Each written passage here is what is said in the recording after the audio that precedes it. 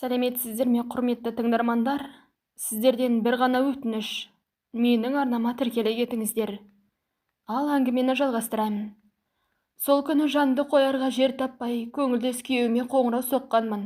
Көтермеді. Әйтпесе үш қайтара соғып сөйлесе алмағаннан кейін WhatsApp-ына шығып, аузыма келгенді жаздым.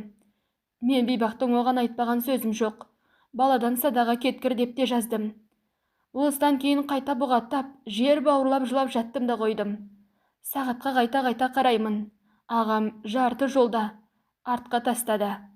Оның арасында анам бірнеше рет қоңырау соқты. Одан әлгі жұдырығын ала жүгірген ағамның әйелі қоңырау соқты. Ешқайсымен сөйлесуге зауқым жоқ. Көтермедім. Арадан 15 минуттай өткенде үй алдына көлік келіп тоқтаған. Көліктің дауысы шықты. Болды ғой, енді осымен бітті. Қазір кіретте ұрса бір-екі шапалақ ұрар, сонан соң жауабымды берет деп жатырмын. Әрине арам ойымды аға мені ұрмайтын сияқты болады да тұрады. Өйткені осында жүріс жайлы арамызда әңгіме болған. Ол әңгіме осы ауылда жүріс жасаған бақша тәрбиешісі болған келіншек жайлы еді. Ұстап алған күйеуі ұрып, оның оң көзін ойып жіберген. Әбәдемі келіншек бір көз болып қалды. Сол келіншек оң көзіне бейінт басып, үстінен лейкопластыр жабыстырып, көзілдірік тағып жүретін. Жақынан көргендер өте ұсқынсыз, бір көзі ойық қорқынышты дейтін. Ондай қатынды ұрып сотталып не керегі бар? Ол қатын қол көтеруге де несі тойды?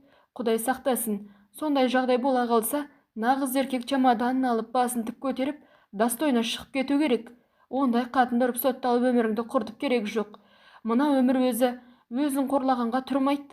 Ондай жүргіш қатындарды Құдайда Құранда кешіреді. Оның еркектің киесі ұрып бәрібір оңбайды деген еді. Осы сөзіне бола ұрмайтын шығар деп үміттеніп жатқанымда үйге жеңгем мен анам кірді. Бұл әлгі әкемнің ең кіші інісінің әйелі. Кейін қызым, кеттік. Құдай сенің маңдайды ашпады ғой, бейбақ, деген анам зарлап берді. Мен ешқайда бармаймын дедім. Қалай барамын? Үйде апа, іні келінім бар. Олардың беттеріне қалай қараймын? Бұл бұтыңды керіп рахаттанғанда білінбейді. Ал артың ашылғанда өте жаман нәрсе ғой. Сонда ғана бармақ шайнайсың, сонда ғана өкінесің. Оған дейін қашып-пышып жүре бересің, тоқтамайсың. Бірақ мен бейбақты бірі жамандаса, бірі ақтауға тырысты. Бала сүйе алмаған сорлы, жаңылған шығар деп түсінгендер болды. Жоқ, ол қатын құтырды. Мына бай ауданды жеп отырған біреу халықтың ақшасы жібермейді. Құдайдан тапты деп соққандар болды. Енді бірі жатса өзінің бұрынғы байы ғой, сонымен жатқанын көріп тұрып, мына ақымақ алды ғой деп қалжыңға басты. Әйтеуір ауыл іші гуілдеп өсекке айналды. Кетіңдер, барыңдар үйлеріңе, деп айқайладым анам мен жеңешеме. Маған қоңырау соқты, үй жаққа келіңіз деп айтты дейді жеңешем. Кел десе келе бересіз бе деп ұрысып тастадым. Қызым-ау, еркек деген намысшыл болады, өлтіріп қойса қайтесің, деп анам араласты. Өлтірсе өлемін деп те мен қалыспадым. Маған жандарың ашмай қойсын. Негізі жүріс жасап жүрген менің басымда үнемі өзімді өзім ақтайтын ой тұратын. Ол менің құрсақ көтере алмағаным. Мен сол үшін жүрмін деп ақталатынмын. Бұл әрине өзіңді өзің ақтап алдарқату ғана. Өйткені бала болмады деп бөтен еркекпен жатуға ешқандай құқың жоқ. Егер байыңнан күмәнің болса, әуелі ажырасып, онан соң кімге бересің соған беруің керек. Ескінің ақ неке, дақ неке дегені содан қалған. Некені былғаған әйелді әу бастан ешкім ақтамайды. Осы күні жүріс жасаған әйелді байы алқаш, көңіл бөлмеген анау-мынау деп ақтайтындар көбейді. Ол аздай оны мақұлдап қоштайтындар көбейді. Сайып келгенде бұл өмір ағымы сондай. Үйленіп біраз жыл өткен соң еркек басылады. Оның басына, отбасына асырау керек деген күн туады. Баяғы қыз бен жігіт күннің артта қалды. Ол еркек сені бұрынғыдай гүл беріп, қыдыртып, жаным күнім деп жалбалақтап жүрмейтін болады. Өйткені күйбең деген бітпейтін қу тіршілік басталады. Осыны көңіл бөлмет деген маған ұқсаған ақымақ қатындар шығады. Телефонның арғы жағындағы еркек үнемі көңіл бөліп, жаны ашығандай болады. Сонан соң өз байы бөтенсіріп, жат болып бара береді. Әрі қарай менің кебімді киеді. Ал шындығында ол еркекке сенің түкке де керегің жоқ. Өз байының көзіне шөп салған сені ол ешқашан алмайды. Алса да бай болып жарытпайды. Тіпті байыңа опастық жасағаныңды қит етсең, есіңе салып отырады. Онан ажырасаң әрі қарай үшінші байға тиесің, болмаса байсыз өтесің. Үшінші байға тигенің ол нағыз қасірет болады. Үйткені үш байдан ажырасқаның, қазан ошақ сыңғырласа бұл да бетіңе айтылады. Тым болмаса енең айтады. Бірақ мына менің жағдайымда бәрі басқаша. Мені құртқан баланың болмағандығы. Ақталатын сөзім осы болсын. Сол күні жеңешем мен мамам қусамда кетпей отырып алды. Мен бүк түсіп жатып алсам, жеңешем қазанға қарады. Үй жиналмады, ыдыс аяқ жуылмады. Жұмысым жайына қалды. Қалай барам? Қайда шығам? Мына жұрттың бетіне қалай қараймын? Әсіресе мектеп бітіргелі тұрған өз сыныбым ше. Олардың бәрі естігендер. Сырттан күңкілдеп саусақтарын шашайтып күлмей ме? Мен сорлы көкбеттеніп, кекірейіп жүре беретін жалмауыз қатында емеспін. Байым алқаш болғанда еді, бәрі басқаша болар еді. Менің байым деген өте сауатты, аудандағы екінші адам ғой. Дина шапай қайтқанда мен тием деген басы бос келіншектер болған. Ол мені таңдап алды. Мен сондай адамды жер қылдым. Енді мына жұрт менің ғана үстінен күлмейді, оның да үстінен күледі. Айтты, ағам маған ескертіп ақ айтты. Мүмкін болса ажыраспа, күйеуің жақсы жігіт, маған бала керек деп айтты. Мен бейбақ оны кінә менен емес, күйеуімнен екен деп алдап соқтым.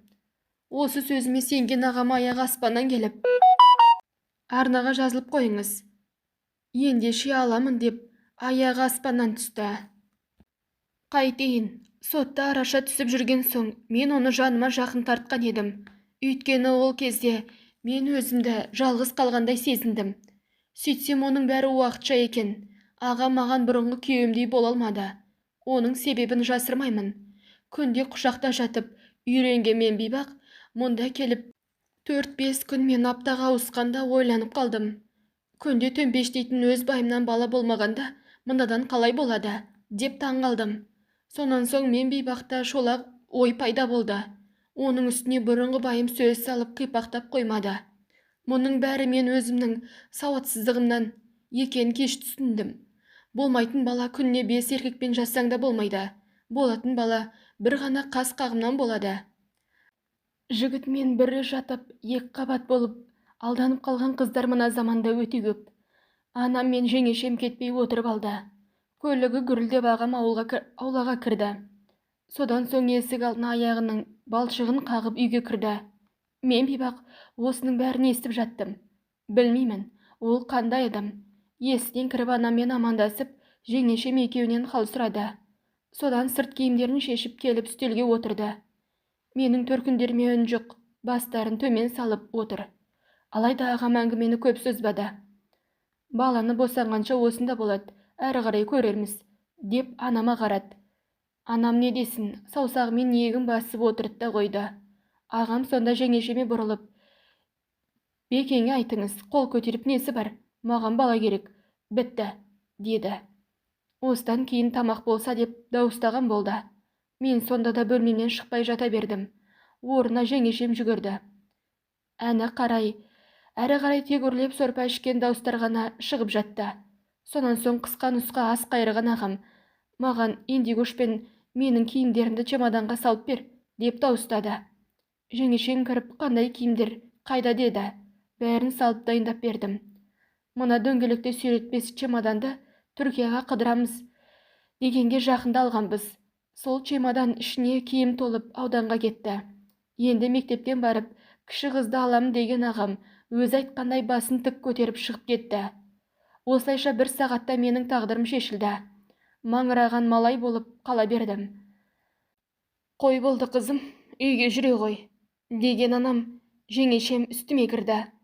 Бармаймын, әуре болмаңдар, деп қуып шықтым. Әрі бері тартқылап көндіре алмаған анам мен жеңешем сен қыздың жүйкең тозыпты деп кете барды. Сол күні нәр татпаған күйде сұлық түсіп біраз жаттым. Күнде кешке жеңеше мен келдім деп арнаға жазылыңыз. Мен келдім деп есіктен күліп кіретін кіші қыз келмеді. Сорлы басым сомпиып жалғыз қалдым. Алайда түнге қарай бұрынғы күйем жазып отыр. Анау жындаған келіп сабап кетті. Тұра алмай жатырмын, деп суреттер жіберді. Қарасам денесінің сау жері жоқ, көгала торғайда болып қып соққыға жыққан. Оны көріп төбе шашым тік тұрды дейін. Себебі аяусыз соққаны, жыққаны көрініп тұрды. Жылама жан, телефонды алып қоңырау соқтым. Тілі күрмеліп сөйлей алмайды. Қайта-қайта сұрап түсінгенім, жағым сынған-ау деймін. Қабырғаларым анық сынды деген сөзі болды. Ойбай деп алып бұрынғы үйге жүгірдім. Өліп қалса қайтем деймін, дірілдеп. Бұл үйде ешкім жоқ, жалғыз жатып, қансырап өлсе құрыдым деймін. Ашуы жаман ағам сотталып кетсе не болады? Бағанағы келген жеңешемнің бетіне қалай қараймын? Ағайын туысқан не айтамын? Қайнағама не айтамын? Алматыдағы қайнағамның жалғыз бауырын ұрып өлтірсе, ол кек алмай ма? Осының бәріне менің жүрісім кінәлі ғой. Есіктен кіргеннен сұмдық болғанын сездім. Еденнен бастап қабырғаға дейін қан шашырап қатып қалыпты. Еңгезердей сол ағамнан мына ауыл қорқады. Жағасынан ұстап алып ұрып тебе берген. Құдайға шүкір, жақ аман, қабырғамен 2 саусақ сынған екен. Бетіне адам қарай алмайды, сау жері жоқ. Сіңлімсің ғой, сенің маған көмегің керек деп қоңырау соқтым. Тыныштық па, айта беріңіз дейді. Ешкімге айтпай үйге келші деп жалындым. Қабырғасы қатты зақымданған, бірақ мен врач емеспін, докторға апаруыңыз керек, деді күйеуімнің барлық жерін қарап шыққан сіңлім.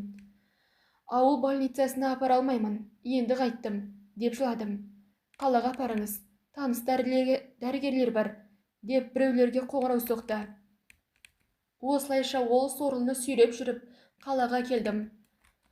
Ағамның әкелген бір бума ақшасы кетті. Үйткені рентгенге ғана түсіріп, басқасының бәрін жасырын емдеттім. Кіші қыз хал сұрап жазып жатыр. Ауданға келіп ең үлкен мектепке бардым. Папа осы жерде үй аламыз деді. Сіз қашан келесіз жеңеше дейді. Соған қарағанда ол қыз ештеңе білмейтін сияқты. Үлкен қыз болса хабарсыз кетті. Ол менімен бұрындан да сөйлеспейтін. Ертең жұмысыңа бар, директорың сұрап жатыр деп ертесіне де ағам жазды. Директор сүре алмайды ғой, өзі айтқан болар. Қатының жұмысқа шықсын деп айтатындай біздің директордың басы екеу емес. Ал мен болсам жарала арыстандай байымды сүйреп қалада жүрдім. Сол кеткеннен мол кетіп, 9 күн дегенде әрең бетін бері қараттым. Бұрын өлсе деп тілеген енемді осы 9 күнде өліп қалмағай деп Алладан дұға сұрап жаттым. Құдайдың құдіретіне шек бар ма? Кеше ғана өлім тілеген адамыма бүгін өмір тілетті. Себебі мынау аяққа тұрмай жатып өліп қалса, масқараның көкесі болады. Мұның таяқ жегенін қаладағы ағам білмейді. Сен қайдасың өзің? Жата бермес жұмысыңа шық, деп ағам тағы да жазды. Мен ауылда емеспін, мен қаладамын, енді ауылға бармаймын дедім. Аштан өлесің ба дейді. Аштан өлмей асыл өлі мүмкін деп жаздым. Сандырақтамай баланы ойла, деп жазған ағам шығып жоқ болды. Өзім білем, жатағыңыз болмасын, деп қала бердім. Алайда сол күні дәріханаға кетіп қайтып келсем, есік алдына қоңырау басып тұрған адамды көрдім. Күн қараңғы еді, жарықта тұрған осы адамды ағама ұқсаттым ба деп ойлағанмын. Содан үйдің бұрышынан басымды шығарып анықтап қарадым. Сонда ғана ол мені қалаға іздеп келгенін түсіндім. Енді қайттым. Екі еркектің ортасында өліп кетпейін бе екен? Ұят құрғыр, өлімнен күшті. Бірақ шыбын жаның одан да тәтті болады екен. Мына екеуіне араша түсетін қампиған қарынды қайда қоямын? Қолымда бинт, иот тағы бірдеңелер бар. Ағам көргеннен түсінді. Мен көлігімді тағы да сол жерде қойдым. Қараш, деп басын бұрды. Мен сонда тұрақ жаққа жалт қарадым. Көңілдес күйеуімнің көлігі тұр. Оның артында ағамның көлігі. Өткенде қандай қойған болса, тап сондай қойыпты. Білесің бе, мен үнемі оның артында жүрген сияқты боламын. Бірақ мен әрқашан алдынан шығамын. Есікті аша бер, деп қолын созды. Кілітімді қалтама салып қысып ұстадым да, мен бейбақ артқа шегініп бара жаттым. Әңгіменің жалғасы келесі бөлімде. Құрметті тыңдарман, маған тез арада 1000 адам керек. Сол үшін сізден өтініш, Менің арнама подписаться кнопкасын басып қойыңызшы. Сәлеметсіздер ме, құрметті тыңдармандар? Арнаға жазылып кетулеріңізді сұранамын. Өйткені маған тез арада 1000 подписчик керек болып тұр. Ал басып қойыңыздар. Ендеше мен жалғастырайын. Қайда кеттің, кел, аш есікті, деп қайталады ағам. Болмайды, аша алмаймын, деп онан сайын шегіне бердім. Сен бұлай жасама, мен саған жамандық жасайтын болсам, сол күні-ақ жасар едім. Мен сен ойлағандай адам емеспін. Аш мына есікті, әйтпесе бұрынғы иесін шақыртып аштыртам, дейді. Олар Қазақстанда жоқ, шетелге көшіп кеткен деп тұра бердім. Сен сонда маған сенбей тұрсың ба? Аш есікті, мен онымен бір ауыз сөйлесемін де кетем, деп жақындай түсті. Сонда ғана ашпасқа амалым қалмады. Ол менің бұрынғы күйеуімен бірге екенімді біліп тұр ғой. Магнитті басқаным сол екен, есікті тартып ашқан ағам кіре ғой дегендей бір шетке ысығып тұра қалды. Аңтарылып қарап алдына түстім. Аяғымды әрең басып баспалдақтан көтеріліп келемін. Ағам белімнен ұстап итеріп келеді. Онан көмектескен болып, абайла, аяғыңды нық бас, құлап кетпе, деп сөйлеп келеді. Осылайша пәтердің есігіне жеткенде, балаңыз үшін кешіріңіз, үйге кірмей-ақ қойыңыз, осы жерден қайта беріңіз, аға, дедім жыламсырап. Сонан соң есікке арқамды бұрып тұрып алдым. Саусағының үшін көзіме әкелген ағам: сен әйел адамсың, көз жасыңды көрсетіп жылайсың. Мен еркекпін, ешкімге көрсете алмаймын. Тіпті мұны ешкімге де айта алмаймын. Соңғы 10 күнде ішкенім ірің, жегенім желім болып әрең жүрмін. Бірақ мен ешқашан сынбаймын. Динашым өлгенде де сынбағанмын. Сен мені мүлдем сындыра алмайсың. Мөлдіреген көзінің жасын сүртсем, бұл менің кешіргенім емес, деп бетімдегі жасты саусағымен сүрткен ағам аш дегенде есікке қарады. Мынандай салмақты, сабырлы сөйлеп тұрған адамға есік ашпасам болмайды деймін. Бірақ ашуға тағы да қорқамын. Бұрынғы байым басын енді көтерген, әжетханаға сүйреп апарып әкеліп жүрмін.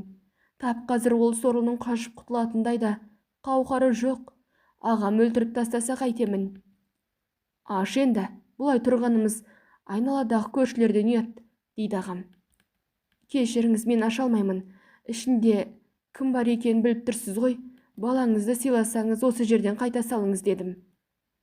Бала кейінгі мәселе. Менің мына жерде келгенім, кеткенім ештеңе шешпейді. Аш енді, деп қолын созды. Осыдан кейін амалым қалмады. Қолым дірілдеп қалтамнан кілт шығарып, тағы бір қарадым. Қолының сыртынан ұстаған ағам есікке кілт салдырды. Онан қоса бұрап, шықырлатып есікті ашты. Сол кезде табалдырыққа кесе көлденең тұра қалып, артыма қарадым. Себебі ағамның қолының сыртынан қысып ұстағаны зәремді ұшырды. Сол сәтте көз алдымнан киноларда көретін қылмыскерлер өтіп жатты. Олар саусақ іздерін қалдырмау үшін әдейі осылай жасайды. Сөйтіп пәтерге кірген соң өлтіріп тастайды. Әне, сондай қорқынышты фильмдер есіме түскенде, есіктің екі жағынан ұстап, жолына тұра қалдым. Әрірек тұршы, есікті жабайын, дейді ағам. Айтатыңыз болса, осы жерде айтып қайта беріңіз, дедім, даусым дірілдеп. Мен сонша жерден есіктен қайту үшін келгенім жоқ. Мен оны көру үшін келдім. Мен оны соққыға жыққанында білем, деген ағам қолымнан ұстап жайлап itергендей болды. Амал жоқ, алдына түсіп үйге кірдім. Сөйтсе менің бұрынғым төсекте жоқ, зым-зия болып кетіпті. Әжетханаға зып берген шығар. Диктофон шырылдағаннан ақ тайып тұрғаны белгілі. Ағам болса аяғын шешпестен ас бөлмеге кіріп, сондағы үстелге отыра кетті. Арқан түшіп жатыр ма? Шақыр ананы, дейді маған. Естіп тұрған шығар, өзі шығып келіп амандасты. Қолын созған еді, ағам қолынан алды. Осыдан кейін дамбал бажалардың әңгімесі басталды. Мынаны ақылы қысқа қатын дейін, сен еркек емессің бе? Бір рет ажырасқаннан кейін ер азамат араласпауы керек қой, деп сұрады. Бұрынғы байым басын төмен салып, үнін шығармады. Сонда әрі-бері жауап күткен ағам: мен сенің орында болсам, басқа байға тиіп тастап кеткен қатынның көті басын жалауға жиіркенер едім, деді. Бұл менің сөзім ғой, қайтейін. Осындай ақмақ сөздердің бәрін ағама мен айтқанмын. Кезінде енеме қосып бұрынғы байымды да өлгенше жамандаған жоқпын ба? Ағам соны айтып тұрғанын түсіндім. Оны басы салбырап отырған байымда түсінді. Осыдан кейін бір-біріне не айтқандарын түсінген үшеудің де үні өшті. Тіпті бірер минуттай өлі тыныштық орнады. Алайда осы тыныштықты бұрынғы байым бұзды. Өзінен өзі ақшаңдап алып, мен оны жақсы көрем, сол үшін осындай болды деп айтып салды. Мына сөзге таңдана қараған ағам, жақсы көрсең шешең сотқа беріп қуып шыққанда қайда қалдың ақмақ, деп үстелде бір ұрды. Сонда менің сөзім, бірақ осы айтқандарым өтірік емес қой, енем мені қуып шыққаны рас, сотқа бергені де бәрі рас қой. Тек белден төмен әңгіме айтқаным дұрыс болмады. Әйтпесе ол да рас. Қысқасы бұрынғы байым тағы да басын бұқты. Оны көрген ағам өзін өзі сөйлеп бастады. Бірақ айқайлап емес, жай бір рахат дауыспен бастады. Анаңды сыйлама демеймін. Ол сенің анаң. Ол қандай болса да баласын ойлайды. Сыйлауың керек. Жалпы жер бетіндегі ақ жаулықты аналардың бәрін біз еркектер сыйлау керекпіз. Бірақ сенің сорлылығың сол дәрежеде, айналдырған екі қатының басын қоса алмай ажырап тындың. Әрине мұның бәрі Құдайдан келді деп біз Құдайға жабамыз. Алайда мына жерде Құдайдың ешқандай қатысы жоқ. Сен бала мені тыңдап ал. Мен сенің еркектің намысыңды таптағым келмейді. Сен өзің әскерде болғансың ба деп сұрады. Жоқ, болмадым дегендей бұрынғы байым басын шайқады. Ағам оны неге сұраған білмеймін. Сонан соң маған қарап, жұмысыңды не істейсің деп сұрады. Ауылда жұмыс істемеймін дедім. Әрине, сенің енді о ауылдан кеткенің жақсы. Ең бірінші анаңды ойласаң осының дұрыс. Ауылда ағайын туыс бар дегендей түсінерсің. Сол үшін осы қалада қаласың. Әрі қарай босанғанда сөйлесеміз, деп орнынан тұрды. Сонан соң бұрынғы байыма қарап, мен сені ауылдың баласы інішек деп қатты сыйлаушы едім. Сенің артық сөзің жоқ, момын жігіт екеніңді білем, бірақ еркек дегенде намыс болу керек, біреудің отбасына араласпау керек. Хотя бұл жерде сен кінәлі емессің, мен де кінәлі емеспін. Ал егер кінәліні тапқың келсе, құшағыңнан ізде, басқа жерден іздеп әуре болма, деп маған бір қарап шығып кете барды. Сонан соң анада есік алдына жетіп, артына бұрылып, баланы қолың алғанша, мен сенімен заңды некеде болам, деп қарынды көрсетті де кете барды. Зыр жүгіріп соңынан шықтым. Ағам сыртқы есікті жай ғана жауып, баспалдақтан түсіп бара жатты. Аға, тоқтаңызшы, деп аяғыма тәпішкені іле салып, соңынан жеттім. Қолынан ұстап қатарласып кешірім сұрап келемін. Сонда сыртқы есікке жетіп тоқтай қалған ағам, сен оны қатты жақсы көреді екенсің, сонда мені несіне әуеледің? Білесің бе, сен менің 2 жыл уақытымды алдың. Естіген шығарсың, Ағзира бар еді ғой, әттең, деп өкініш білдірді. Аңтарылып барып қала бердім. Сыртқы есікті ашқан ағам, ертең 81-ші мектепке резюмеңді апарып бер, деп кетті де қалды. Осы мектеппен Ағзираны ойлап миым шатасып, 2-ші қабатқа көтерілдім. Сонан соң терезеден үңіліп көлікте отырған ағамды көрдім. От алдырып, әлде кіммен телефонда сөйлесіп біраз отырды. Көз алмай қарап тұра бердім. Телефон тастай салған ағам артына қарағанда қозғалған көлік арнайы тұрақтан шығып бара жатты. Көрінбей кеткенше соңынан қарап, мойымды создым. Сонда ғана мен бейбақ, мына адамнан мәңгі айырылғанымды білдім. Сондай-ақ, осы кеткен адамды жақсы көретінімді түсіндім. Көзімнен аққан тамшы 2 бетімді жуып жатты. Ішкі күйзелісім жұдырықтай жүрегімді кеміріп, жеп бастады. Тіпті жұқа тәпішкеден табанынан өткен сызды да байқамаппын. Әрі қарай есік ашылып, жоғары қабатта біреулер түсіп келе жатты. Басымды бұғып теріс қарап тұра бердім. Сәлеметсіз бе? Сіз біздің жаңа келген көршіміз боласыз ба? Деген дауыс шықты. Мен бұрылып қарамадым. Көзіме жас үйіріліп, бұға бердім. Қой, кеттік, нең бар? Деген орта жастардағы жігіт менен хал сұрап тұрған келіншектен тартып кете барды. Іле шала, мына келіншектің құлағы естімей ме? Деп сұраған еркектің сыбыры шықты. Ол келіншектің құлағы естиді, көзі де көреді. Ол тек өзегіне мұң қатып жүрген мұз басқан бейбақ келіншек деп күбірледім. Сонан соң қосақтасқан 2 жас көшеге шыққанда аяғымды сүйретіп барып пәтеріме жеттім.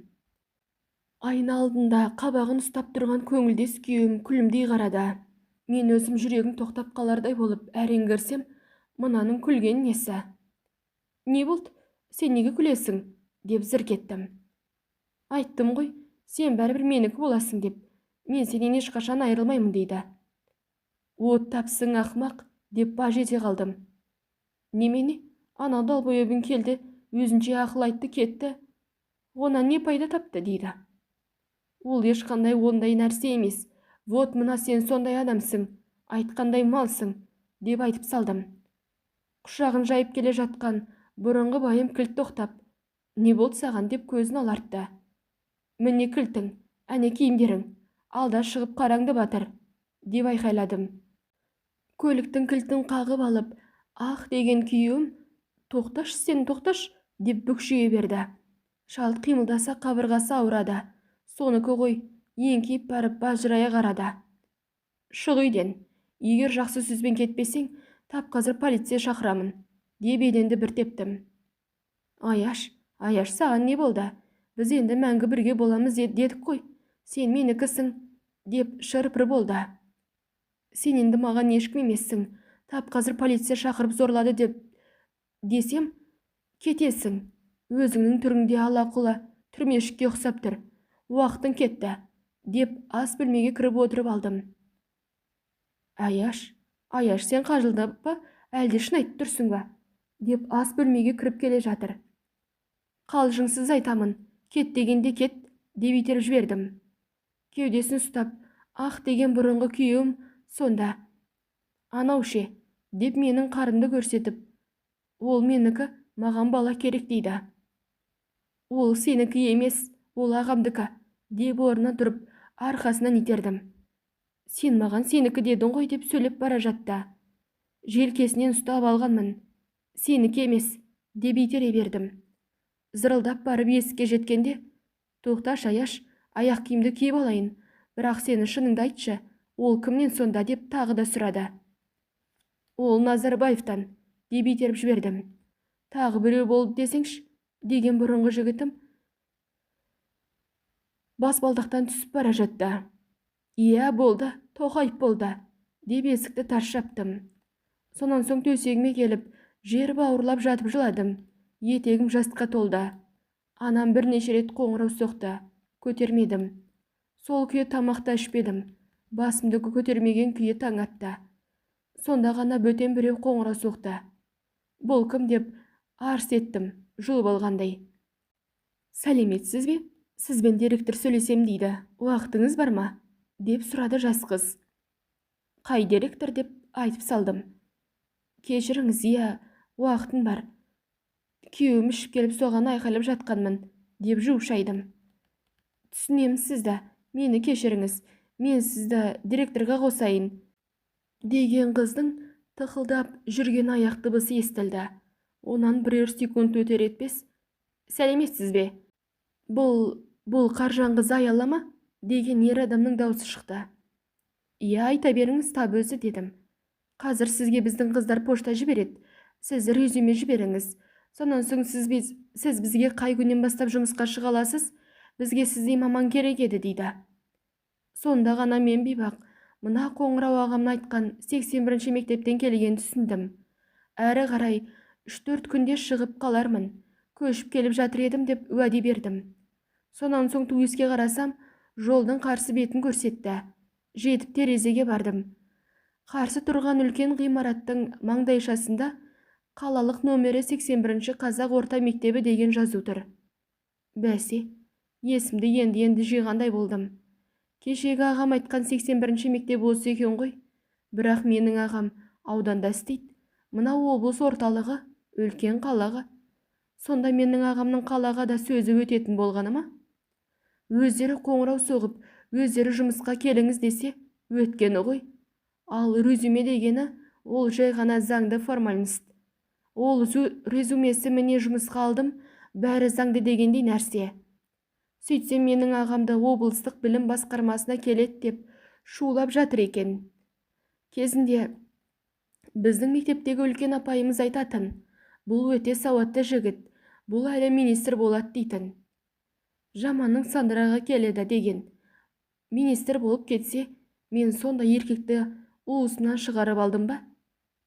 Мам, маған алаңдамаңыз, мен қаладағы мектептің біріне жұмысқа тұрдым, дедім.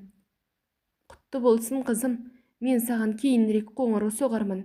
Келін екеумізге жақындап қалдық, ұят болады, дейді мамам. Менімен сөйлескен ұят болатын болса, мен сізге ешқашан қоңырау соқпайын мам, деп өшіре салдым. Қызым, олай емес, Құдайдан қорыққаннан келіп тұрмын. Айсара құдағи дүниеден өтті ғой, деп жазды. Қу дүние, сенің барың осы екен ғой. Аузын айға балаған байбегенем дүние салыпты. Менің өстіп байсыз жүруіме сен кінәлі едің. Дегенмен өлгеннің соңынан жаман айтып не керек? Соңғы 3 күнде жазып қалар деп жүрген бұрынғы байым да тым-тырыс болған еді. Сөйтсем шешесі қайтқан екен ғой. Әйтпесе ол маған басқа нөмермен болса да жазар еді. Өзі осында жүр, менің мына пәтерде жалғыз жатқанымды біледі. Міндетті түрде жазар еді. Ал ағамның жазбайтынына күмәнім жоқ. Ол нағыз намысқой еркек. Ол өте сауатты джентльмен. Өз айтқандай ұрып та отырмады, қатты да сөйлемеді.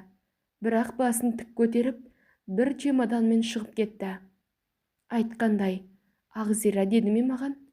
Ол қандай қатын еді? Қай қатын еді? Ауылдағы біраз Ағзираны санап шықтым. Олардың бәрінің байлары бар, балалары бар. Тоқташ қане? Есім ағаның байдан қайтқан Ағзирасы ше?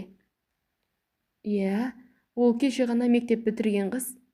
Ол ағам түге менен де 7 жас кіші еді. Ағам сонда сол қызды айтты ма? Ол деген қыз күнде біраз жігітпен шайқап тастаған тәлпіш қой. Дегенмен айтып бола ма? Басына бақ қона салуы ғажап емес. Осы бақ дегеннің ең бірінші адамның аяғына қонат дейді. Аяғыңды алып жүре алсаң, беліңе қонат дейді. Беліңді, яғни бұтыңды былғамасаң, кеудеңе қонады екен. Әне сол кезде шірік кеудеңді көтермесең, басыңа қонады екен. Міне, осы басыңа қонған бақ қана мәңгі қалады дейді. Мен бейбақ, бұтыма қонғанда ұшырып алдым десем өтірік емес. Әй Ағзира, сен жібімен менің ағамның тең емессің ау, аулақ жүр, деп күбірледім. Қайтейін, қызғаныштан өртеніп барамын. Мен негізі ол қыз жайлы көп нәрсені білемін. Оның мына ауылда жүрмеген жігіті қалмады ғой. Әкімнің баласынан бастап Наурызбай нағашымның да баласымен қолтықтасып жүрді емес пе? Сонда ол жүргіш болмай маған кім болғаны? Құдай кешіре көр. Мен өзім кіммін айтқандай. Сөйтсем бұл менің жыртық болып жамауға күлген түрім екен. Өремнің жеткен жері осы болса қайтейін. Ол да мені өзектеп, аяшапай бір нәрсе деп жатқан шығар. Кім білсін. Әңгіменің жалғасы келесі бөлімде. Әңгіменің аяқ жағына келіп қалдық, құрметті тыңдармандар. Маған тез арада 1000 подписчик жинау керек. Сіздерден тек қана өтініш. Подписаться кнопкасын баса кетіңіздер. Сәлеметсіздер ме, құрметті тыңдармандар? Сіздерден бір ғана өтініш. Арнама жазыла кетіңіз. Ал мен әңгімені жалғастырайын. Сол күні көңілсіздің күйін кешіп, көңіреніп жаттым. Енді маған байда жоқ, бая кеште жоқ. 2 қазанның құлағын ұстаймын деп, екеуінен де айырылдым. Байқамай басыма қонған бақты ұшырып алдым ғой. Мен бейбақ. Мендей тойымсыз ақмақты түсінетін кім бар сірә? Қызым, үй дегенің қандай үй еді? Деп сұрады анам. Кәдімгі 2 бөлмелі қаланың үйі дедім.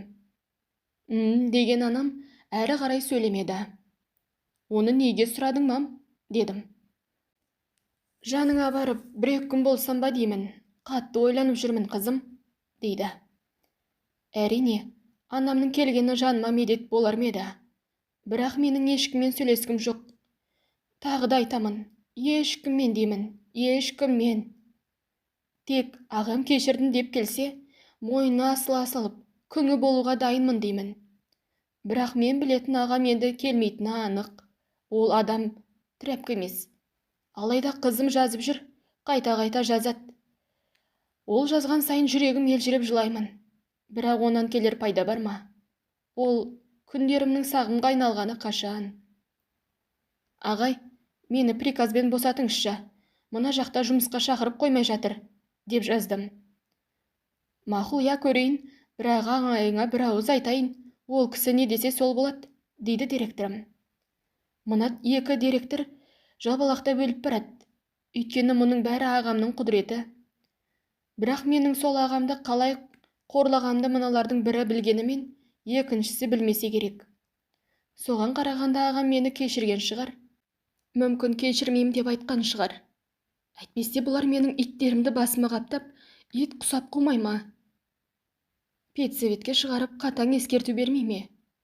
Мыналардың екеуі де керісінше өліп барады. Бірі босатқысы келмесе, бірі жұмысқа алғысы келеді. Ағай, сіз ағамен сөйлесіп көріңізші. Өзіңіз шешіп беріңізші, түсінесіз ғой, дедім. Ол кісі жұмыс басты адам ғой, жазып көрейін. Маған да сен жайлы сұрай берген ыңғайсыз, қарындасым, сен де мені түсінші, деген директорым жоқ болып кетті. Оның сонда қашқақтай бергенін кейін түсіндім. Неге сұрай бересің? Сенің де ол қатынмен бірдеңең бар ма? Десе, мына директор бітті ғой. Солға кеткен сорлы әйелі жайлы сұрағанды ешқандай еркек ұнатпайды. Өйткені оның намысына тиеді. Осылайша қу басымды құшақтап, бір пәтерде жалғыз қалдым. Кіші қыз күнде жазады, қайта-қайта жазады. Сондағысы, қашан келесіз, мен бір өзім қалдым, қорқамын, мен сізді сағындым, жеңеше, дейді. Кейін барам, жаным, кейін барамын, деп жазып зар илеймін. Сонда қашан келесіз, тезірек келіңізші, деп ол да қоймайды. Бөпелі болғанда барамын, деп алдаған болдым. Бөпенің атын мен қойыншы, дейді. Мақұл, жаным, мақұл, сен қоясың десем, мен Айлин деп қоям, сонда есім ұнайды, дейді. Қайран менің кіші қызым деймін, қорсылдап. Сен менің қадда адасқанымды білмейсің ғой, жаным. Тап осы күнімді ешкімнің басына тілемеймін, досым түгілі дұшпаныма да тілемеймін. Мысалға, ағамның ақшасына анамның үйін жөндеттім. Аз ақша кеткен жоқ. Онан келінім мен сіңлімнің айфондарын, кредитін төледім. Ол да біраз ақша. Анама қосып ол екеуін бастан аяқ киіндірдім. Шубаға дейін әпердім. Бұл да ақша. Алайда солардың бірде-бірі үшін ағам маған жақ ашып сөйлеген емес. Маған сенген соң, бума-бума ақшаны қолыма ұстатып қойды. Қой, ұят, бір ауыз айтпасам ұят болар деп, мен оларды өзім айтатынмын. Жарайды, жаным, өзіңде кейін қатарынан кем болма, дейтін. Сонда менің түсінгенім, еркек қалтасынан кеткен ақша үшін жаны ашмайды екен. Бірақ көзіне шөп салғанды ешқашан кешірмейді екен. Менің ағам тап сондай болды. Басын көтеріп кетті. Бірақ балалы болғанша некеде қаламын деп шегелеп тапсырып кетті. Ол маған сол үшін мына пәтерді қалдырды. Әйтпесе бұл пәтер үшін менен бір тиын шыққан жоқ. Ал енді келесі күні ерте тұрып киіне бастадым. Себебі далаға шығып, қаланы аралағым келді. Әйтпесе жата беріп жауыр болатын түрім бар. Анау көңілдес күйеуіме шешесі өлгеніне көңіл айтпадым. Осының бәрі соның кесірі. Сол малғұнның мені төсекке тартып, қандырып жүрген соң, мен сорлы мына адамға үйрене алмадым. Бірақ бұл сөзді ақталу үшін айтып отырған болармын. Әйтпесе ол мені зорлаған жоқ қой. Қол аяғымды керіп, киімді жыртып жатса, онда ол бөлек әңгіме еді. Тіпті шалбарын сыпырып, тізерлеп отырып асау айғырына сәлем берген өзім ғой. Мүмкін, уақыт өте келе мен оны кешірермін. Бала туғанша күтейін дедім. Бірақ анда-санда жазып жатса, амандасып үміт беру керекпін. Әйтпесе ол да үйленіп кетсе, не болады деймін, білмеймін. Тым болмағанда мен босанғанша жүрсін. Қарным қампиып қалды. Мына жағында төсектен өлмеймін. Мына қала кәдімгі кішігірім қала, облыс орталығы еді. Бұл қаланың кішілігі сондай, көп адамдар бірін-бірін танитындай көрінетін. Сол күні көшеге шығып қыдырдым. Кафеге барып іштім, жедім. Жалғыз отырғанымды көрген бір жігіт қипақтап бастады. Құдай өзі кешірсін. Қазақтың азаматтарының көбі осындай. Жалғыз жарым жүрген қыз келіншек көрсе, жата беретіндей көрінеді. Қарындас, мына орындық бос па? Отырсам бола ма? Деп сұрады. Отырыңыз, рұқсат, дедім. Қандай әдемі келіншексіз, есім масқар болады, дейді. Әрі қарай өзара әңгімеміз басталды. Қайдан боласыз? Қайда жұмыс істейсіз дегендей сұрап жатыр. Сіз не үшін? Шәріптен боласыз ба сонша сұрап, дедім. Жоқ, мен олардың қас жауымын деп қояды. Мына жігітке тіл дегенді Құдай берген екен деймін. Сондай сауатты сөйлейді. Мұғалім бола тұра аузым ашылды. Өзі менің түйедей құрдасым екен. Қатының бар ма? Деп сұрадым. Болған, бірақ қазір жоқ, дейді. Балаң бар ма? Деп сұрадым. Бар деп жүрмін, бірақ бар ма жоқ па білмеймін, деп төмен қарады. Қызық екенсің, құрдас. Сен сонда балаңның барын жоғын білмейсің бе? Деп қасығымды тастай салып, бетіне қарадым. Иә, солай, құрдас, білмейм, деді де үндемей қалды. Сөздерің қызық екен. Вроде тым жақсы жігітсің. Балаңның бары жоғын білмейсің бе? Жасың 30-дан кетті. Менің күйеуім бар, көптен күткен балам бар деп, шубамның алдын ашып, томпиған қарымды көрсеттім. Бақытты екенсіз. Мына баланың әкесі қандай бақытты адам. Өйткені ол баласының барын білет, ал мен білмейм, деп алдында тұрған тамақты ысыра салды. Сонан соң, даяшы деп дауыстап, ау деген қызға шөт әкеліңіз деп орнынан тұрып, қалтасынан бір уыс ақша шығарды. Алғысымды айтып шығып бара жарттым. Әлгі жігіт соңынан еріп, аялдамаға дейін келді. Сонан соң қалтасынан темекі шығарып тұтатты да, сіз мені түсінбеген шығарсыз, құрдас, менің ана жақтан келгеніме бүгін 3-ші күн, деп отыра кетті. Ана жағын қай жақ деп аң-таң болып сұрадым. Ана жақ дегенім түрме, дегенде құйқам шымырлап шошып кеттім. Соны байқаған жігіт, сен менен қорықпай-ақ қой, құрдас, 9 жылға келісіп кеттім, бірақ 7 жылда келдім. Неге кеттің деп сұрасаң, мен адам өлтірдім. Ол кім деп сұрасаң, келіншегімнің көңілдесін өлтірдім. Вот балам бар, бірақ мен оның кімнен екен білмейм, деп айтып салды. Кешір, құрдас, кешір, мен кетейін, күйеуім күтіп отыр, деп орнымнан тұрып, жол бойына беттей бердім. Құрдас, мен ол адамды өлтіргеніме өкінбейм, бірақ менің бәрібір өкінішім бар. Ол арсыз қатынды аман қалдырғаныма өкінем, деп жылап жіберді. Сол жерде екі құлағым тас керең боп қалды. Тоқтаған таксиден ақшасын да сұрамадым. Отырып алып тайып тұрдым. Бейбақ қатындармыз, оның ішінде мына мен де бармын. Міне, атпалдай азамат 30-дан енді кеткен, әдемі жігіт, тесігі үшін адам өлтіріп, торға барып келдім, дейді. Қарықсатсын, мына бұттың ортасын соншама не құдіреті бар. Бұл тесік алтындай азаматтарды дүниеге келсе, сондай азаматтардың басын жұтқан тесік. Мұның үстінде ел шапқанында білеміз, рулар қан жоса болып қақтығысқанында білеміз. Мұның үстінде атақты Пушкинде өлген, осы екі елеттің кесірінен атылып өлгенде, асылып өлгенде азаматтарымыз бар. Я, еркектің құдіреті білегінде, қатынның құдіреті көтенде, дейді. Еркек есігін қорғаса, қатын тесігін қорғау керек. Мына заманда бұл сөздің құны қалмаған. Осыдан 100 жыл бұрын, бұрымды қыздың қазір емге таппайсың. Мүмкін бәр емес. Бірақ бар, және ол өте көп. Көзіне жас шықса керек. Сіз неге жылап келесіз? Деген рөлдегі жас жігіттің дауысы шыққанда селт етіп, қайненем қайтты, деп айтып салдым. Иманды болсын, тәте, өлгеннің соңынан өлмек жоқ. Өзіңіз палай женеде екенсіз, сізге бұлай жылауға болмайды, деп ақыл айтып жұбатып жатыр. Онан үй алдына тоқтағанда жүгіріп түсіп, есікті ашып, абай болыңыз, жер тайғақ, кешкі аязға жер қатып қалады, деп қолынан тартып көмектесіп жатыр. Міне, біздің болашақ азаматтарымыз. Бұл менің бауырым, бұл менің қазағымның баласы. Неге біз ер азаматтарымызды сыйламасқа? Неге біз оларды қорлаймыз? намысына теміз, көзіне шөп саламыз. Сонан соң не өлеміз, не қаламыз. Бірақ ажырасқанда кім боламыз? Мен бейбақ кеше ғана сауатты бай бар қатын едім. Бүгін кім болдым? Жылап-жылап сүйретіліп пәтеріме келдім. Әлгі құрдасы мен ағамды салыстырып, өксіп жатырмын. Менің ағам деген золотой еді ғой демін. Жас жігіт намысы тапталғанға өлтіріп тастаған ғой. Анау аялдамада төгілген көз жасы бекер төгілген жоқ. Намысқа булығып тұр ғой. Мені де бір құдайдың сақтағаны шығар. Сол құдайға сақташы деп жалынып қойып, сақтағаннан кейін қайта бастағаным емес пе? Ол мені қашанғы сақтай берсін?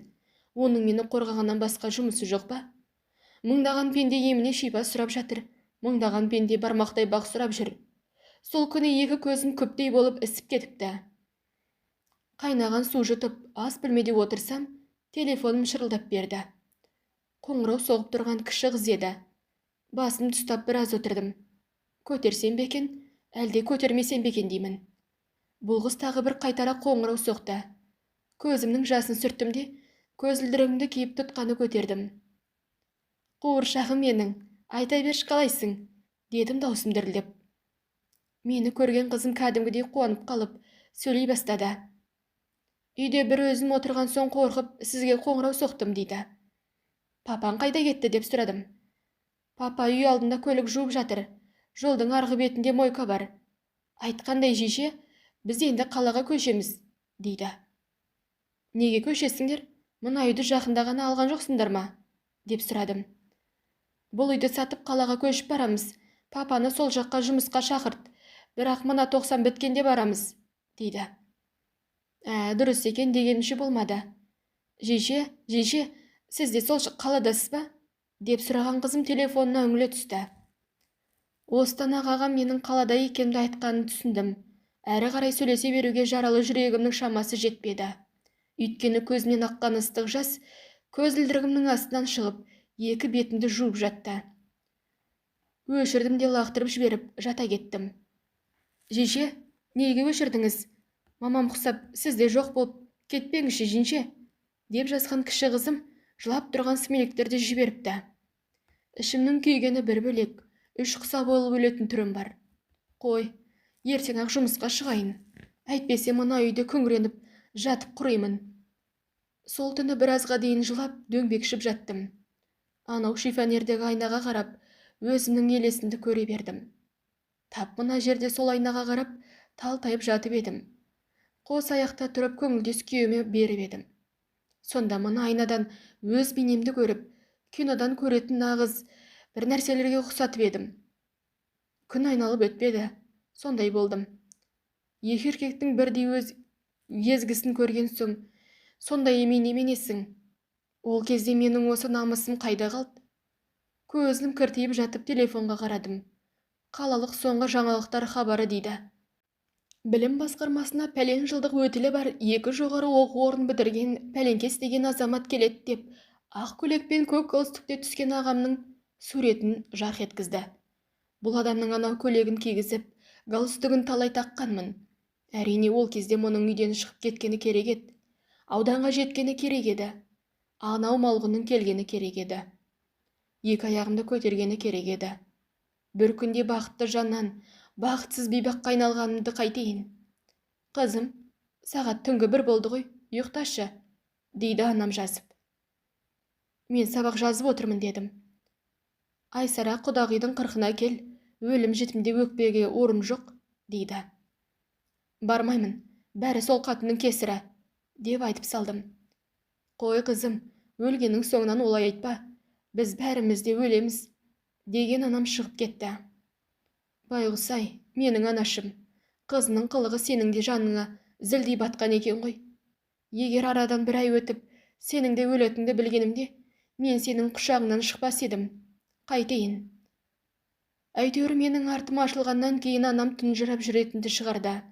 Бір күні шай басында отырған үйдегі келінге, қызыңа қарай алмасаң, мұндай кел. Атаң өте ашулы көрінді, деп айтыпты.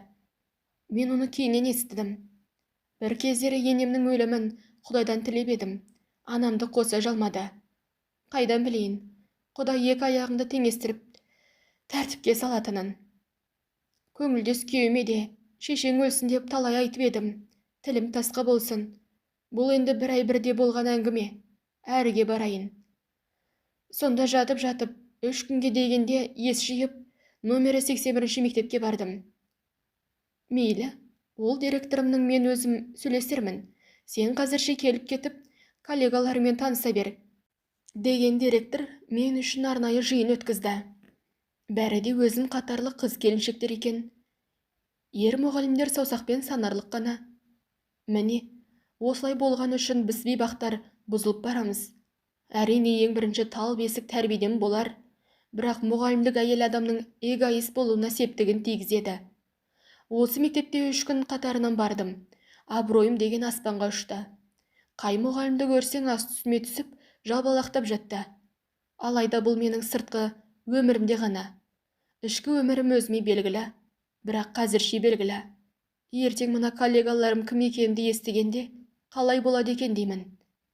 Женше, сіз қайдасыз? Деп ойда жоқта кіші қыз қоңырау соқты. Мен бе? Мен қазір мектептемін дедім.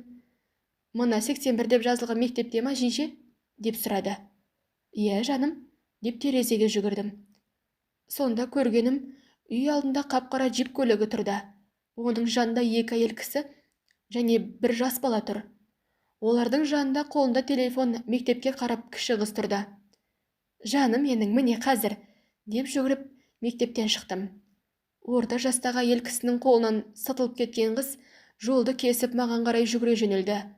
Оның соңынан айқай салған 3-еуі тұра қуды. Қаптаған көлікке де қарамаған қыз жолды кесіп өтіп маған жетті.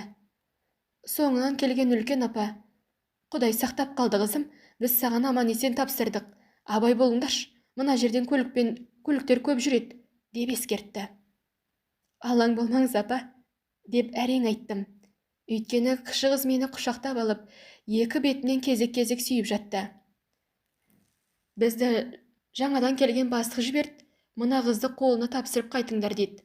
Сіз қызды қолыңызға алғаныңызды ол кісіге қоңырау соғып айтасыз ғой, деп сұрады әлгі апа. Әрине айтам, сіздер бара беріңіздер, деп қалтамнан телефонымды шығардым. Ендеше біз кеттік деген 2 апа көлікке отырды. Жас бала рөлге қарғып мініп кете барды. Телефондағы ағамның нөмеріне қарап мен қалдым. Алайда көп тұрмадым. Кеттік, женше, кеттік, сіздің үйіңізге барамыз, деген кіші қыз қолымнан тартып бара жатты. Соңымда 3 қабатты мектептің терезелерінен сығалаған бір топ мұғалімдер қала берді. Әңгіменің жалғасы келесі бөлімде. Құрметті тыңдармандар, сіздерден бір ғана өтініш. Маған тез арада 1000 адамға жеткізу керек болып тұр. Сіздерден бір ғана өтініш, подписаться кнопкасын баса кетіңіздерші. Сау саламатта болыңыздар. Сәлеметсіздер ме, құрметті тыңдармандар? Арнаға жазылып, мені қолдап отырыңыздар. Әңгіменің жалғасы. Үйге келсем де, кіші қызды қолыма алғаным жайлы ағама айта алмадым. Не деймін, не деп айтамын? Әрі-бері телефонымды шығарып, қарап қойдым. Мүмкін мен айтпасам, қыз бардыма деп өзі қоңырау соғар деп те үміттендім. Тіпті солай болып қоңырау соқса, хал жағдай сұрайын ба деп, жоқ әлде қыз келді деп, қоя салам ба деп те ойлап қоям. Алайда ағам қоңырау соқпады. Мен де айтпадым. Кіші қыздың телефонынан жазып жібергім келген, бірақ оны да жазбадым. Себебі ағамның өзі қоңырау соғар деп қатты үміттеніп отырдым. Бәрібір ол маған қоңырау соқпады. Несіне соғады? Әлгі 2 апа мен жұмысшы балаға шегелеп тапсырып жіберді ғой. Солардан сұрабақ біліп отыр, немесе сол 2 апа қатар шауып отчет беріп жалбалақтаған шығар. Облыстық білім басқармасындағы үлкен орынға ойып тұрып отырған адамға ол не тұрады? Анау дәу қара джип көлігі де сол басқарманың берген көлігі шығар. Аудандағы көлігі де жаман емес еді. Мынаусы енді патолог. Мұны қарындарын сипап, кекіріп шіріген бастықтар мінет. Апа есігін ашқанда көрдім, артқы орындықтағы қымбат диванға ұқсап тұрды. Айтқандай, анау жүрген келіншек кім? Әдемі келіншек екен. Ол да басқарманың бір құйымшағы шығар. Сол өзі сөзге де араласпады, жай басып қадағалаған болды. Негізі сөйлеген анау үлкен апа еді. Мұндай әдемі келіншектерге кез келген еркек қызығады. Еркек деген қызыл мен жасылға алаңдайтын бұқа сияқты болады. Сол көліктің артындағы қымбат диван менің отыратын орным еді. Әттең, не десем де ағам маған қоңырау соқпайды ол маған. Қоңырау соқпайды. Өйткені ол өзі кетіп, өзі келетіндей сүмірейіп қалған адам емес. Ол бүкіл бір облыстың білім саласын алақанда ұстап отырған сауатты адам. Тап қазір ол ақ дегені алғыс, қара дегені қарғыс болатын адам. Бұрын ол аудандағы мектептер мен бала бақшаларды, сондай-ақ 2-3 лицей мен колледждерді қадағалаған болса, енді ол облыстағы универлерді де қоса қарайтын адам. Оның қызы мына кіші қыз кез келген универдің есігін қақпай кіретін болады. Мына үйдің ішіне су бар екен. Біздің аудандағы үйде су деген дүкеннен ап келетінбіз. Папам 5 литрлік баклажкалармен өзі әкелетін, дейді кранды ашқанда таза су аққан көрген кіші қыз. Иә, жаным, бұл қала. Мұнда бәрі үйдің ішінде болады, дедім қазанға қарап жатып. Солай екен, бәрі үйдің ішінде, ауылдағыдай емес екен, деген қыз бетіме үңіле түсіп, «Жеже, сіз жылап тұрсыз ба?» деп сұрады. «Жоқ, жаным, жылап тұрғаным жоқ. Мына пиязды тазалағанға көзім ашып тұр», дедім. «Ой», деп қолымдағы пиязға қараған кіші қыз ішкі бөлмеге кіріп кетті. Мен асханада қалдым. Арасында «Папаң жазды ма? Қоңырау соқты ма?» деп сұрап қоямын. «Жоқ, соқса айтам», деген кіші қыз ішкі бөлмелерде күйбеңдей берді. Сөйтіп тұрғанда телефоным шірете қалды. Жалт қарадым. Ағам ба деп алаңдап едім, мектептегі хатшы қыз екен. Ау деп көтере бергенімде арғы жақтан директор сөйлеп бастады. Есік алдында Аблонның көлігі көріп қалдым. Жүгіріп шығам дегенше кетіп қалды. Үлгер алмадым. Ол көлік саған келді. Мұнан кейін алдын ала айтсаң болар еді. Ыңғайсызданып отырмын, дейді. Иә, ол маған келді, сіз алаңдамаңыз, деп басу айтып жатырмын. Көрдім, иә, саған келгенін айтты. Бірақ менің білейін дегенім, ішінде жаңа бастығымыз болды ма? Деп сұрады. Жоқ, ағай, жаңа бастық болған жоқ. Олар жай ғана маған келгендер, дедім. Болды. Күнің қайырлы өтсін, қарындасым, деген директорым амандық тілеп барып тұтқаны қойды. Мен негізі мына мектепте жұмыс істемеймін. Оған әлгі бұйрық шықпаған. Мұғалима деп ауылдағы мектепте атым тұр. Ауысайын десем 90 бітпеген. Негізі әңгіме 90-да емес, әңгіме ауылдағы мектептің директорында. Ол мені жұмыстан жібергісі келмейді. Оған облыстық білім басқармасы бастығының бұрынғы қатыны болса да, өзі мектебінде істегені жақсы. Жалбалақтап жүріп өмірін өткізе береді. Және де ол қатының ішіндегі бала сол адамның баласы болса. Естуімше олар бізді ажырасты деп жүрген жоқ, олар бізді қаладан үй алып сонда тұрып жатыр деп ойлап жүр. Негізі бізді тап солай айтатындар бар, өйткені біз заңды түрде ресми ажырасқанымыз жоқ. Бірақ біз бұрынғыдай бір шаңырақта тұрмаймыз.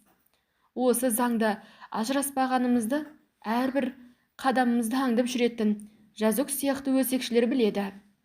Солар пішір әңгіме айтып, оны ауылдағы директор естіп отыр. Оның мені сол үшін жібергісі жоқ. Өйткені сонда қалсам, ол менен титтей де болса пайда көреді. Мына қазіргі қу заманның салты сол. Біреуді тазы болып қусаң, біреуге маймыл болып күліп күніңді көресің. Әйтпесе мына қоғамда саған орын жоқ. Дегенмен бақ шабады деген бар. Ағамның бағы шауып асқақтай берді. Оған анау Асқат деген бірге оқыған досы себепші болды. Ол жоғарылаған сайын ағамды сүйреп бара берді. Соңында бір облыс ашса, алақанда жұмса жұдырығында тұрды. Тіпті Астанаға министрлікке орынбасар болып барады деген сыбыстар болған. Мұндайда осы күнге дейін аяғынан тартып жүрген мен ба едім деп ойға қалам. Өйткені менен кетті, облысқа келді. Сол күні кіші қыз екеуміз біраз отырдық. Мана бөпенің атын мен қоям, Айлин болсыншы, дейді. Ол қыз баланың есімі, сен ұл балаға аттап, деймін. Екеуміз түн ауғанша сөйлесіп жаттық. Папасы жайлы сұрағым келет, бірақ не деп сұрай берем? Мені баланы босанғанша деп қалдырғаны бұрынғы байым айтып жүрген Денка шығар. Енді маған ДНК тапсырып, баламның тегін анықтағаннан басқа жол жоқ деп ойладым. Негізі ол да дұрыс. Екі еркекті елеңдетпей баланы анықтап, мынау сенің балаң десем, несі жаман? Әрине, осыны ойлағанда әлдеқашан сенімнен шығып қалған Құдайға тағы да жалынып жыладым. Ағамның баласы болса екен деймін. Оған бұрынғы күйімді де қимаймын. Өйткені ол да жаман жігіт емес. Оны мен ғана емес, бүкіл ауыл айтады. Тіпті ағамның өзі де, күйеуі жақсы жігіт, мүмкін болса ажыраспа, деп 3 рет айтқан. Алайда жас сұлулығым бар, оның үстіне өтірігім бар, сөзіме сенген ағам маған үйленді. Мақұл дейін, әрі қарай тыныш жүрсем болмас па еді деймін. Мүмкін ол кезде мына жатқан балам болмас па еді. Мен бейбақ ағамнан көтердім бе, байымнан көтердім бе білмеймін. Дегенмен енді оған қайғырудың да, ойланудың да керегі жоқ. Ағам мұны медициналық орталыққа бір қоңырау соғып шешеді. Барып та отырмайды. О, құдіреті күшті Құдайым, мына баланы ағамның баласы ғып жарата көрш. Оның маған пайдасы болмаса, зияны жоқ. Өйткені өзімді тастап кетсе де ағам мені бәрібір сүйрейді. Өле-өлгенше сүйрейді. Әрине, өзімді емес, мына баласын сүйрейді. Білемін, ағам қандай күшті болса да, ол менің баланы ала алмайды. Біздің елде бала әкесімен қалсын деген заң жоқ. Бізде 13-ке толғанша бала тек анасында қалады. Ал қолынан тартып алып әкесіне беріп жібере салатын мен жынды емеспін. Жындыханада жатқаным жоқ. Менің ақыл есім орында, арым болса да жаным таза, айналам таза. Мақтанбаймын, үйімде ұшқан шаң мен ұшқан шыбын болмайтын. Өте ұқыпты едім.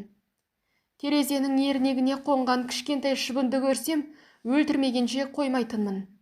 Сөйте тұра шыбыннан бәленбай мың есе үлкен бәлені бұтымның арасына қондырып алдым. Соның бұлауына былығып жүріп отбасымды бұзып алдым. Ал енді кіші қыз мені түнімен құшақтап жатты. Мен бейбақта ұйқы қайдан болсын. Түн ішінде тұрып тәтті ұйқысына қарап жылап шықтым. Бұл қыз ғой, қазірше кішкентай, бірақ қазірше. Енді аннеміне дегенше есейеді. Сол кезде менің былығымды түсінеді. Сонда қалай болады екен? Үлкен қыз сияқты қарасын үзіп жоғалып кетер ме екен? Үлкен қыз демекші, ол да бұған ештеңе айтпаған болып тұр. Қанша дегенмен студент қой, ол көзге шөп салу дегенді біледі. Осылайша кіші қыз келіп қасыма қарап болды. Бұл үйде кезде мектеп деген жайына қалды.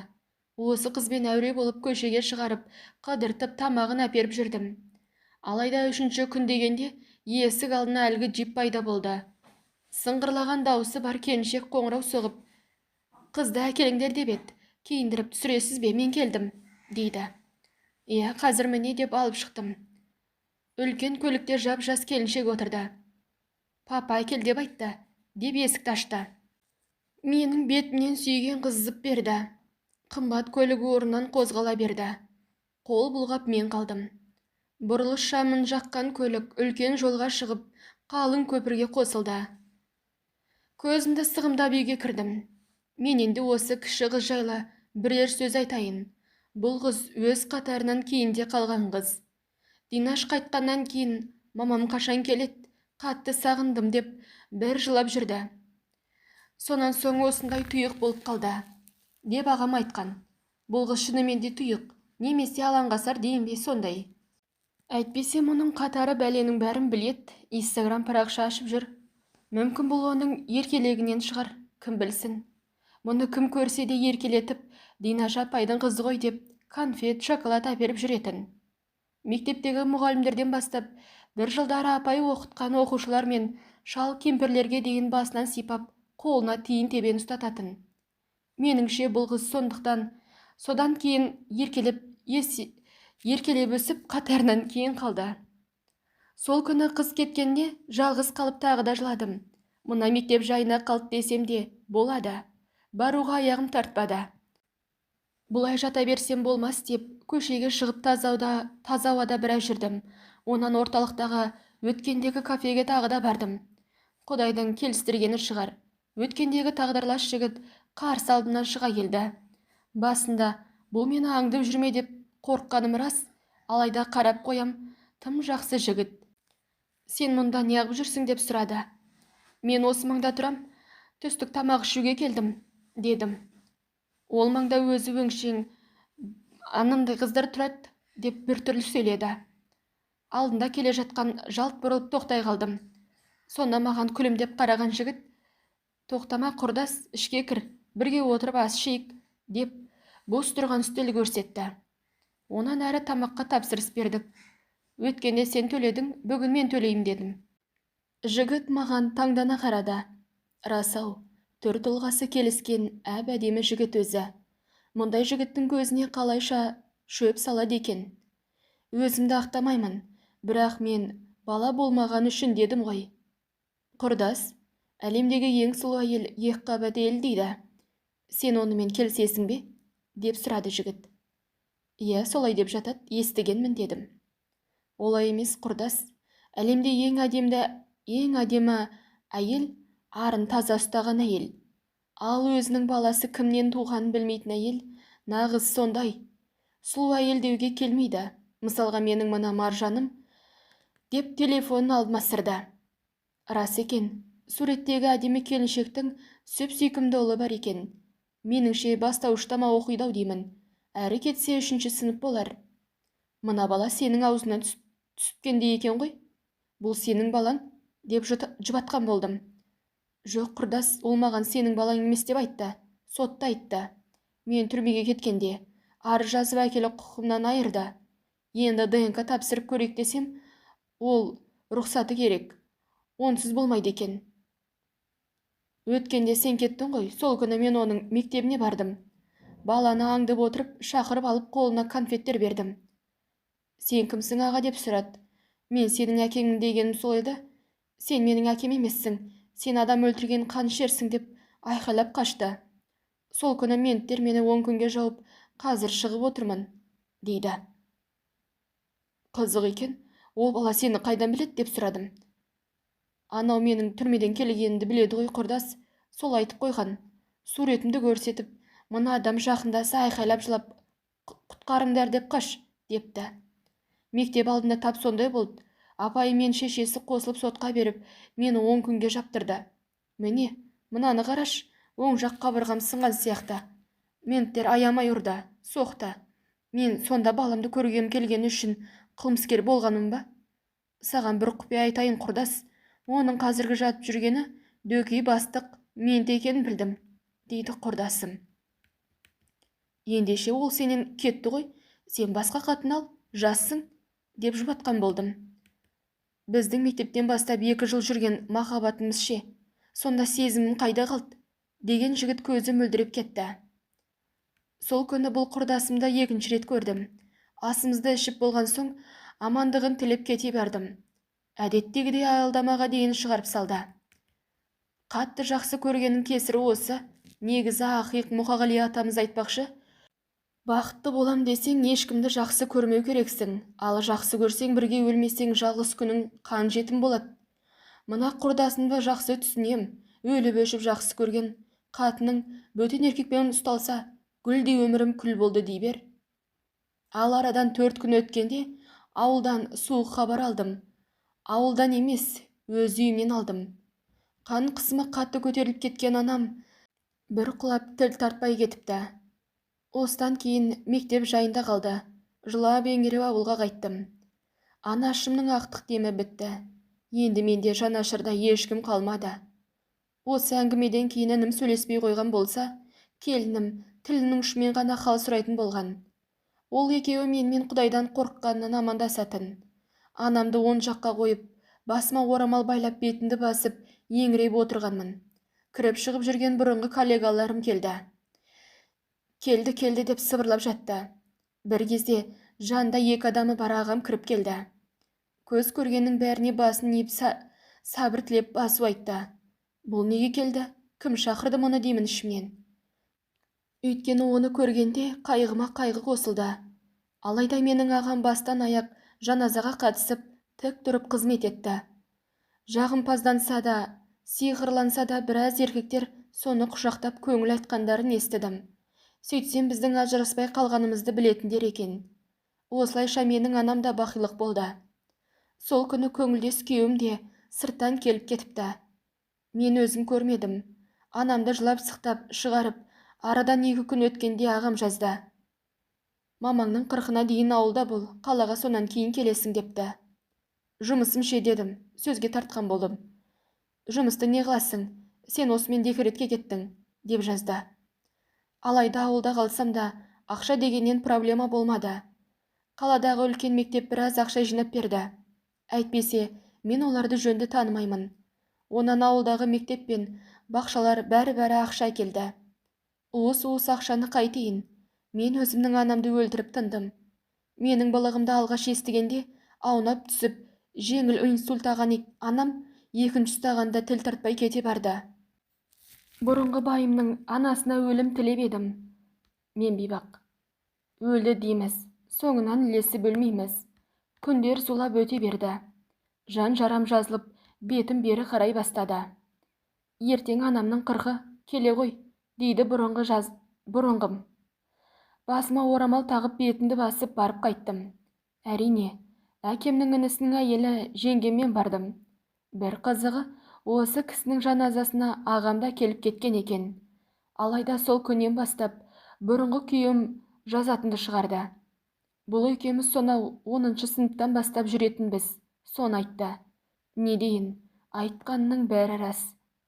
Жалғызсырап жүрген жаралы жаным жібіп бастады. Алайда амандық сұрағаннан әріге апармадым.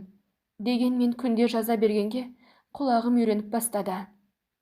Мені кешір, мен сені жақсы көремін, деп 100 рет айтты.